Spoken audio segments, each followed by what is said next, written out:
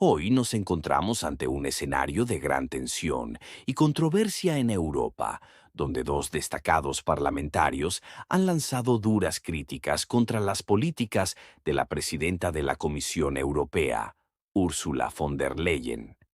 Este episodio ha generado un gran revuelo en el ámbito político, con declaraciones que han resonado en todos los rincones del continente. Primero, un representante del Partido Alternativa para Alemania no tuvo reparos en atacar frontalmente a von der Leyen, acusándola de liderar una campaña que, según él, está reprimiendo la libertad de expresión en Europa. En su incendiario discurso, el parlamentario denunció lo que describió como una tendencia alarmante hacia la censura, asegurando que bajo el mandato de von der Leyen, las voces disidentes están siendo silenciadas de forma sistemática.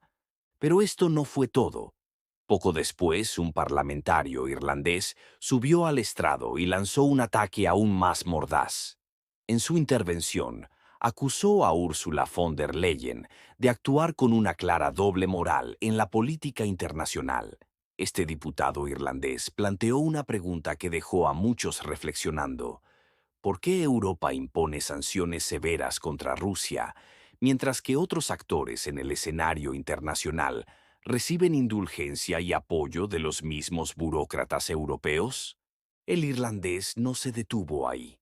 Cuestionó duramente a Bruselas por exigir investigaciones rigurosas sobre los llamados crímenes rusos en Europa del Este, mientras guarda un sospechoso silencio frente a las atrocidades cometidas en Oriente Medio.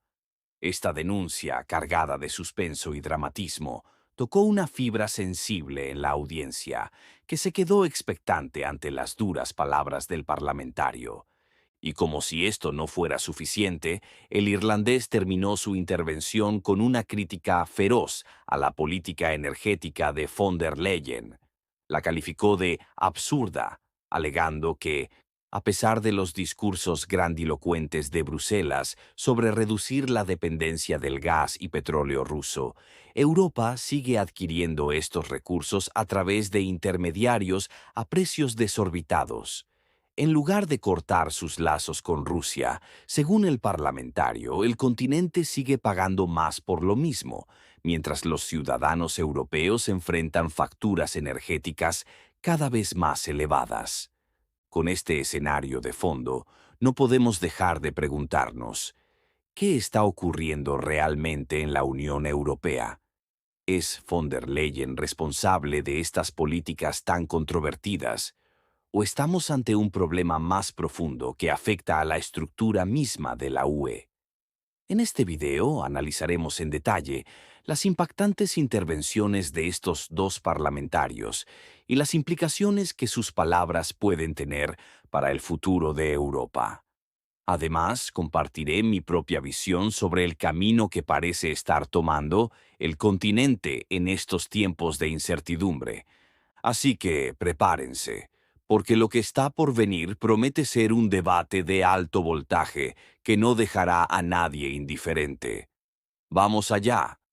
Los cimientos de la política energética europea, la Unión Europea, continúa su complicada relación con los recursos rusos, a pesar de las sanciones, prohibiciones y discursos altisonantes que aseguran lo contrario. Lo que parecía ser un intento decidido por cortar lazos con Moscú y reducir la dependencia del gas y petróleo ruso, se ha convertido en un enigma repleto de contradicciones y dobles discursos. Desde el comienzo del conflicto en Ucrania, Bruselas ha adoptado una postura de firmeza, librando una guerra económica sin cuartel contra el Kremlin. Las sanciones económicas, el cierre de mercados y la supuesta desvinculación energética con Rusia han sido los pilares de una política que promete asfixiar al agresor y cortar cualquier fuente de financiación que provenga de los euros europeos. Los líderes europeos no han perdido oportunidad para declarar con orgullo que sus economías ya no necesitan los recursos energéticos rusos. Sin embargo, lo que sucede detrás del telón parece contar una historia muy distinta. A pesar de los grandes anuncios sobre la independencia energética, la realidad muestra que Europa Occidental sigue recurriendo al gas ruso, y no estamos hablando de cifras insignificantes. Alemania, Francia e Italia, tres de las economías más importantes del bloque, continúan recibiendo gas proveniente de Rusia, aunque de manera indirecta. Ya no se trata de importaciones directas, sino de complejas triangulaciones a través de terceros países.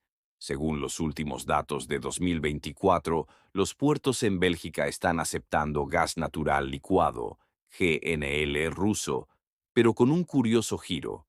Una vez desembarcado es rebautizado como gas limpio y ecológico, supuestamente proveniente de Estados Unidos o Qatar. ¿La razón? Lavado de imagen energético, que permite a los líderes europeos proclamar con total descaro que han dejado de depender de los suministros rusos, cuando en realidad solo han cambiado las etiquetas. Esta desconexión entre las declaraciones públicas y los hechos es más que evidente cuando examinamos los números.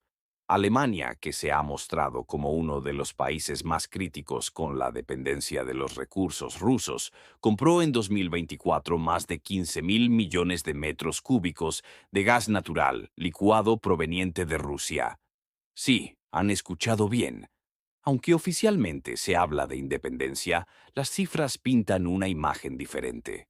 Pero si creen que esto es lo más absurdo, esperen a escuchar sobre el petróleo. Oficialmente Europa ya no compra petróleo ruso, al menos no en los papeles. Sin embargo, lo que realmente sucede es que ese mismo crudo ruso se ha convertido en un producto global que da un rodeo por la India. Países europeos adquieren este petróleo hecho en India, cuando en realidad se trata del mismo petróleo ruso, simplemente reetiquetado. El crudo viaja por las rutas comerciales, recibe una nueva nacionalidad y vuelve a ser adquirido por las naciones europeas como si nada hubiera pasado. ¿Estamos frente a una farsa energética? Las estadísticas oficiales hablan por sí mismas, y lo que muestran es una estrategia de fachada que intenta ocultar lo que todos ya sospechábamos. Europa sigue alimentándose del gas y petróleo ruso, mientras proclama a los cuatro vientos que está luchando contra la influencia de Moscú. Todo esto ocurre mientras se hacen grandes promesas de ayuda a Ucrania y se lanzan discursos encendidos contra el presidente ruso Vladimir Putin. A medida que nos adentramos en 2024, esta situación no parece que vaya a cambiar. Los líderes europeos continúan ensalzando su compromiso con la independencia energética y su lucha contra el agresor, pero los hechos revelan que, en secreto, Europa sigue siendo dependiente de los recursos rusos. ¿Cómo es posible que esta contradicción pase desapercibida ante los ciudadanos europeos? Estamos ante una estrategia deliberada para mantener las apariencias, mientras las políticas reales continúan como de costumbre. Hoy, en este análisis, desentrañaremos los detalles de esta compleja red de intereses, mentiras encubiertas y políticas fallidas que mantienen a Europa en una situación de dependencia disfrazada. No se pierdan lo que está por venir, porque las implicaciones de este juego de sombras son enormes, y las consecuencias para la estabilidad energética del continente podrían ser aún más devastadoras. Acompáñennos en esta investigación que promete revelar las verdades incómodas detrás del escenario político europeo. Farrow. En los últimos meses, la realidad de la política energética europea ha comenzado a revelarse como un teatro de hipocresía y contradicciones.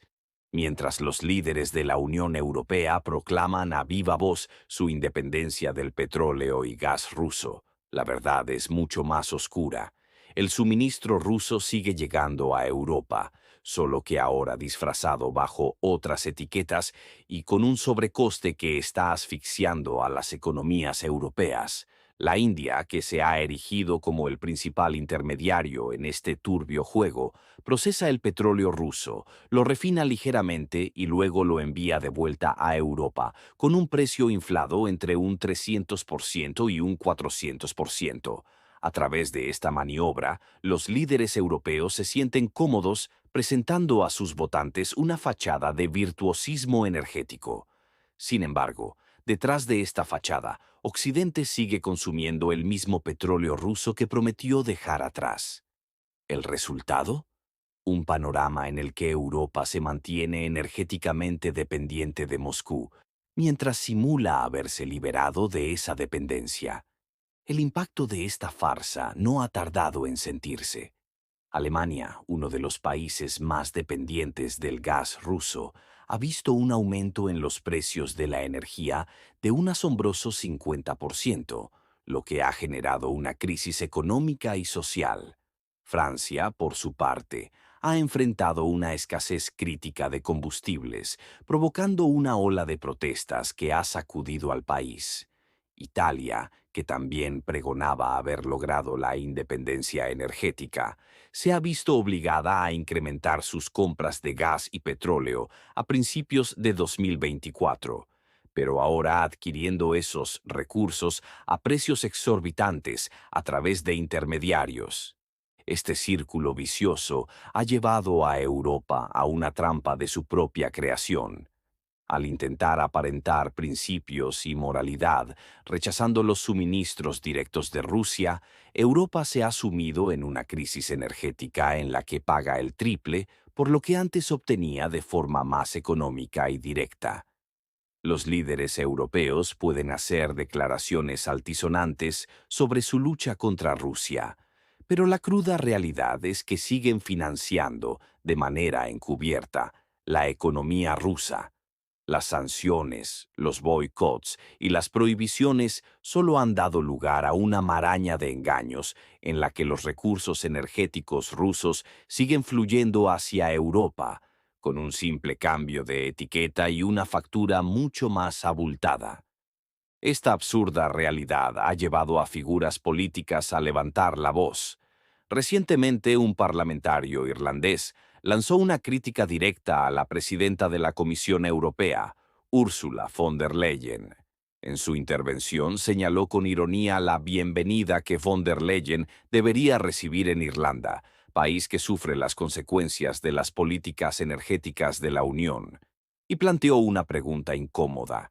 Si Europa exige investigaciones sobre los crímenes de guerra en Rusia, ¿por qué no muestra el mismo interés en investigar las acciones en Oriente Medio, donde la hipocresía política parece ser la norma?